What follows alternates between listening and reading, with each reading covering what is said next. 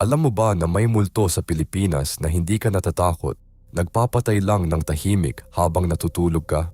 Tinatawag siyang bangungot. Ayon sa mga matatanda, isang espiritu itong pumipindot sa dibdib ng lalaki habang siya ay natutulog.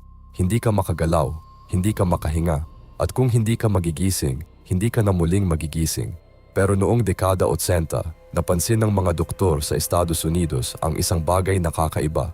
Ang mga Pilipinong manggagawa, mga OFW na malusog at bata pa, nagsimulang mamatay sa gitna ng gabi. Walang sakit, walang dahilan, biglaan lang. Pinag-aralan ito ng CDC, ang pinakamataas na awtoridad sa kalusugan sa Amerika. Pinangalanan nila itong Sudden Unexplained Nocturnal Death Syndrome. Lalaki, Pilipino, hating gabi, paulit-ulit, parehong napansin ng mga albularyo at ng mga siyentipiko ang iisang bagay.